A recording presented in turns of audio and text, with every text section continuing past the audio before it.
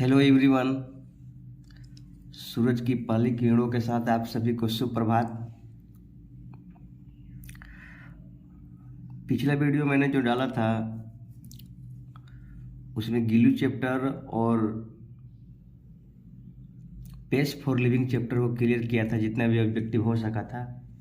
आज कुछ और ऑब्जेक्टिव 2-3 चैप्टर का लेकर के आया हूँ, तो बिना लेट किए शुरू करते हैं। पहला जो चैप्टर है वंस अपॉन ए टाइम, जिसका मैंने राइटर में लिखवा चुका हूँ कि जिसका लेखक है Toni Morrison. Once upon a time का हिंदी है एक समय की बात है। पहले मैं इसका थोड़ा सा कहानी के माध्यम से आप लोगों को बता देता हूँ, इसके बाद में थोड़ा ऑब्जेक्टिव क्वेश्चन में चलेंगे। ये कहानी है एक बूढ़ी औरत का जो अंधी थी लेकिन बहुत ही तेज थी, और उसकी बुद्धिमत्ता विजडम मतलब बुद्धिमत्ता, उसकी बुद्धिमत्ता की चर्चा बहुत दूर तक थी। और उसके जो पिता थे वो ब्लैक अमेरिकन स्लेव मतलब होता है गुलाम, दास। तो उसके जो पिता थे वो ब्लैक अमेरिकन थे, और वो एक छोटे से शहर के बाहर एक छोटे से घर में अकेले रहा करती थी। और उसका जो पोजीशन था, स्थान था, उसकी बुद्धिमत्ता के कारण उसके पड़ोसी बहुत इज्जत देते थे, उनका सम्मान करते थे। एक दिन क्या हुआ कि कुछ यंगस्टर मतलब कुछ युवा वर्ग उनके चर्चे को सुने, तो उनसे मिलने के लिए पहुँचे। और मिलने के लिए पहुँचे तो उनके हाथ में एक व्यक्ति के पास एक चिड़िया थी, और उसमें से उसने क्वेश्चन किया उस औरत को कि आप ये बताइए कि मेरे हाथ में जो चिड़िया है वो मरी हुई है या फिर जीवित है। तो ये तो क्वेश्चन पागलों जैसी हुई, इसलिए उस औरत ने उन सबों को डांटा कि आप मेरे बुद्धिमत्ता का मजाक बना रहे हैं, क्योंकि ये क्वेश्चन का आंसर तो वही दे सकता है जिसके हाथ में पक्षी है। लेकिन लेखिका का कहने का मतलब कुछ और हुआ। उसने इस क्वेश्चन को क्लियर नहीं किया, बल्कि उसने कहा कि आपके हाथ में जो पक्षी है वो पक्षी नहीं है, बल्कि आपके हाथ में एक लैंग्वेज है, भाषा है। और भाषा को किस तरह से पेश किया जाना चाहिए, किसी के लिए किस तरह से बोला जाना चाहिए, ये आपके लिए मायने रखता है। तो उसने इस क्वेश्चन को सस्पेंस में ही रखा है। तो आइए इस क्वेश्चन को हम ऑब्जेक्टिव के तौर पे ध्यान देते हैं। देखिए इसमें the world woman was blind, जो बूढ़ी औरत थी वो अंधी थी लेकिन बुद्धिमान थी।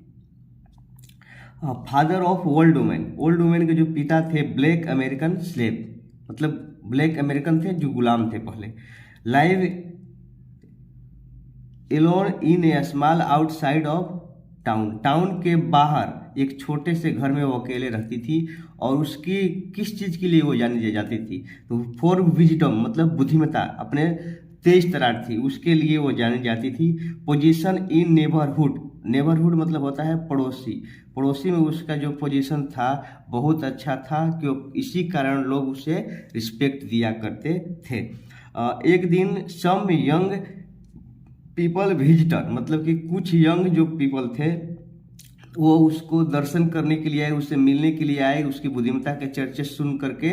तो उन्होंने आया तो उसने क्वेश्चन किया कि आप उन लोगों के हाथ में एक पक्षी था, उस पक्षी को लेकर के क्वेश्चन किया कि आप ये बताइए कि मेरे हाथ में जो पक्षी है वो एलिव मतलब होता है जीवित है या डेड मतलब होता है मृत है। तो उसने बूढ़ी औरत को लगा कि ये हमारा फन कर रहा है, मजाक कर रहा है, इसलिए उसने रिप्राइमेंडेड मतलब होता है डांटना, फॉर शोइंग ऑफ मतलब किसी चीज़ को दिखावा करने के लिए उसने उसको क्या कर दी, डांटी। तो इस क्वेश्चन का आंसर तो वही बता सकता है, उसने औरत ने रिप्लाई दिया कि इस क्वेश्चन का आंसर तो वही बता सकता है जिसके हाथ में पक्षी है। तो आखिरकार बर्ड एंड वुमेन जो है, बर्ड एंड वुमेन, वो औरत ने बर्ड को बर्ड नहीं माना बल्कि एक लैंग्वेज माना। और लैंग्वेज को किस तरह से पेश किया जाना चाहिए ये उस कहानी के माध्यम से बताया गया है। तो ये बर्ड एंड वुमेन अगर क्वेश्चन पूछता है कि रेफर किस चीज़ को करता है, तो बर्ड यहाँ पे करता है लैंग्वेज को। आइए दूसरे चैप्टर में चलते हैं। दूसरा चैप्टर है हमारा little girl visor then man. छोटी लड़की आदमी से ज़्यादा बुद्धिमान होती है। इसका लेखक है लियो टॉल्स्टॉय। मैंने उस जो ट्रिक बताया था लेखक का, उसमें भी इसका जिक्र हुआ था। छोटी लड़की आदमी से ज़्यादा बुद्धिमान होती है। ये है दो लड़कियों का चर्चा। मैं इसमें भी थोड़ा सा कहानी बता देता हूँ पहले, इसके बाद में ऑब्जेक्टिव पर चलते हैं। ये कहानी है, एक ईस्टर पर्व चल रहा था। ईस्टर पर्व चल रहा था और दो लड़कियां थी।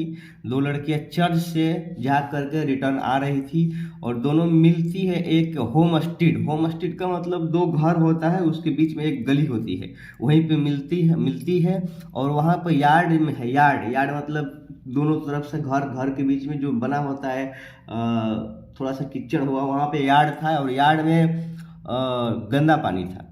और गंदा पानी में मलासा क्या की कि वहाँ पर जा करके खेलने लग गई। मलासा और अकोलिया दोनों खेलने लग गई। तो मलासा ने जो गंदा पानी था वो अकोलिया के ऊपर स्प्लैश किया। स्प्लैश मतलब कि उछाल दिया, छिटका मार दिया।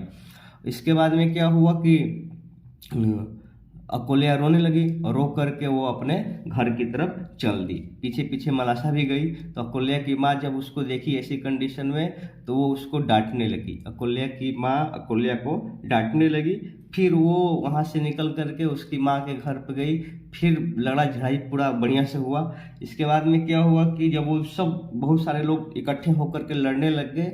लड़ने के बाद में झगड़ा लड़ाई शांत नहीं हो रहा था। तो तभी ये दोनों लड़कियां फिर जा करके एक चैनल बनाने लगी। मेक ए चैनल, लकड़ी से बनाया जाता है, खेल में लकड़ी से बनाया जाता है। और ये जा करके दोनों एक चैनल जानने लगी। फिर क्या हुआ कि एक बूढ़ी औरत थी, उसने देखा इस दृश्य को कि ये सभी लोग लड़ रहे हैं और वो जा करके दोनों लड़कियां फिर अपने में अपनी दुश्मनी एंगर मतलब होता है ईर्ष्या, जो भी लड़ाई झगड़ा की थी, एंगर को भुला करके वो अपना फूल क्या करने लगी, खेलने लग गई। तो उस बूढ़ी औरत ने कहा कि तुम लोग पागल हो, देखो वो लोग अपना कब के झगड़ा लड़ाई भूल करके दोनों एक दूसरे के दोस्त बन गई है और तुम लोग अभी तक उसी चीज को लेकर के लड़ रहे हो। तो इसीलिए इस चैप्टर का नाम रखा गया है छोटी लड़की आदमी से ज्यादा बुद्धिमान होती है, little girl visor then man. अब इसका इंग्लिश समझ लेते हैं। ये दो लड़कियों का है चर्चा इसमें। टू गर्ल्स चर्च से लौट रही होती है। ईस्टर का फेस्टिवल है और ईस्टर का फेस्टिवल अप्रैल मंथ में था, ठीक है। ब्लू कपड़ा जो ड्रेस पहनी थी न्यू था उन लोगों का, मलासा पहनी थी, और येलो जो पहनी थी अकल्या पहनी थी। न्यू ड्रेसेस था दोनों का। रेड हैंकरचीफ लाल रुमाल था। और ये कहानी जो दर्शाया गया है एडल्ट के लिए कि मतलब कि छोटी लड़की जो होती है वो एडल्ट से भी ज़्यादा समझदार होती है। एडल्ट मतलब होता है ज़्यादा लोग, एज के लोग, मतलब बच्चे से बड़े वाले को एडल्ट बोला जाता है। तो एडल्ट से भी ज़्यादा समझदार होती है छोटी, ये एडल्ट हो गया। इसमें अकोल्या और मलासा दो लड़कियों का चर्चा है। दोनों लड़कियां झगड़ा की। यहाँ पे देखिए, मलासा वाज स्मॉलर देन अकोल्या। मलासा जो है छोटी है अकोल्या से। वो दोनों मिलती है, कहाँ मिलती है, मीट इन लेन, एक गली में मिलती है, बिटवीन होम स्ट्रीट, दो घरों के बीच में एक गली है। और जब वो दोनों क्या हुई, बाद में झगड़ा की, झगड़ा करने के बाद में फिर अगेन फ्रेंड, फिर बाद में भी फ्रेंड हो गई। अपने जो भी दुश्मनी था एंगर को भुला करके वो बाद में फ्रेंड हो गई। फिर क्या की कि मेक एक चैनल बनाना शुरू कर दी। एक लकड़ी से बनाया जाता है, चैनल बनाना शुरू कर दी। मलासा स्प्लैश्ड द डर्टी वाटर, पानी को कौन छिड़का था सबसे पहले, तो मलासा। किस पर, तो अकोल्या पर। डर्टी वाटर इन यार्ड में क्या था, तो गंदा पानी था। चलिए अगले चैप्टर पे चलते हैं।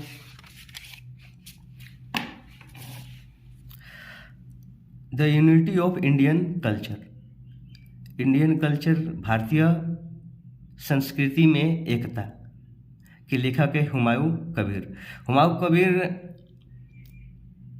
इस लेटर को जब लिखे थे, इस लेखक को जब लिखे थे, राइटर जो थे, उस टाइम प्रधानमंत्री थे जवाहरलाल नेहरू। तो हुमायूं कबीर ने भी डिलीवर किया है इस स्पीच को, यूनिटी ऑफ इंडियन कल्चर को। कहाँ से किया है, तो ये बड़ौदा यूनिवर्सिटी से किया है। इसमें मोस्ट जो रिमार्केबल फीचर्स है वो है यूनिटी ऑफ डाइवर्सिटी, मतलब विभिन्नता में एकता।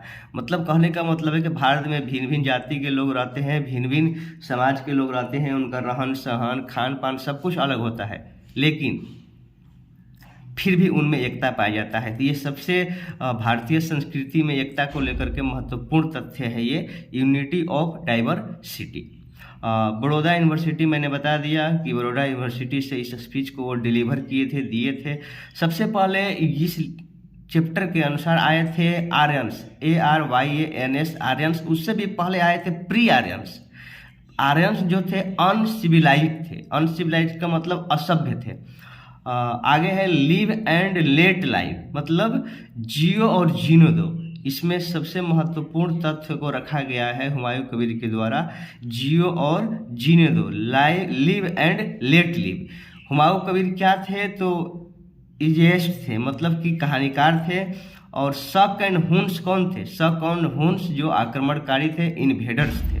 तो शक एंड हुन्स पूछ सकता है कौन से, तो ये आक्रमणकारी थे। हुमायूं कबीर का हो गया, हुमायूं कबीर ने डिलीवर किया है यूनिटी ऑफ इंडियन कल्चर या फिर यूनिटी ऑफ इंडियन कल्चर वो लिखा है हुमायूं कबीर। इसका रिमार्केबल महत्वपूर्ण जो फीचर्स है वो है यूनिटी ऑफ डाइवर्सिटी, विभिन्नता में एकता। आगे आते हैं, what is wrong with Indian film? भारतीय फिल्म के साथ क्या गलत है? मैंने लिखवाया भी था ट्रिक में उसमें कि इंडियन फिल्म के लेखक हैं सत्यजीत राय, और सत्यजीत राय जो है ऑक्सफोर्ड यूनिवर्सिटी से डॉक्टरेट की उपाधि प्राप्त किए हैं। और सत्यजीत राय एक फिल्म डायरेक्टर हैं। 2 मई 1921 को इनका जन्म हुआ था। फर्स्ट फीचर इन्होंने फिल्म बनाया था वो 1913 में, और जो शॉर्ट फिल्म बनाया था, छोटा सा बनाया था फिल्म, वो बनाया था 1907 में। ये जो चैप्टर लिया गया है टेकन फ्रॉम, मतलब कि ये जो चैप्टर लिया गया है किस फिल्म से लिया गया है? तो our films and their films. इस फिल्म का नाम है our films and their films, इसी फिल्म से लिया गया है। सत्यजीत राय अवार्ड जो जीते थे, कहाँ जीते थे? इन केनस में, CANNES, इन केनस में इन्होंने अवार्ड जीता था। जो ऑथर है, जो लेखक है, लेखक यहाँ पे कौन है? सत्यजीत राय। वो कंपेयर करता है इंडियन फिल्म को किस फिल्म से? तो वेस्टर्न फिल्म से इसका कंपेयर करता है। वेस्टर्न मतलब होता है पश्चिमी फिल्म, पश्चिमी जो अभी बॉलीवुड मुंबई टाइप का चल रहा है फिल्म, उसी को बोलते हैं western film. India second place after Hollywood, India जो है दूसरे स्थान पर आता है हॉलीवुड के बाद। उसके बाद में है कि फिल्म में जो चर्चा किया गया है इंडियन फिल्म में, वो कौन कौन से फिल्म का चर्चा किया गया है? एक तो our films and their films तो हो चुका है, उसी फिल्म से लिया गया है what is wrong with Indian film, और चारुलता, शतरंज की खिलाड़ी, और धरती के लाल। ये है 3-4 पॉइंट जो इस फिल्म में जिक्र किया गया है, 3-4 फिल्म का नाम को। तो उम्मीद करता हूँ आप सभी को अच्छा लगा होगा। आगे भी कोशिश रहेगा कि इस जो भी है चैप्टर कविता या इसमें गद्य में, उसको तुरंत ख़त्म कर दिया जाए ताकि आप लोगों को परीक्षा के दृष्टिकोण से बहुत इम्पोर्टेंट रहे। आज के लिए इतना ही, धन्यवाद।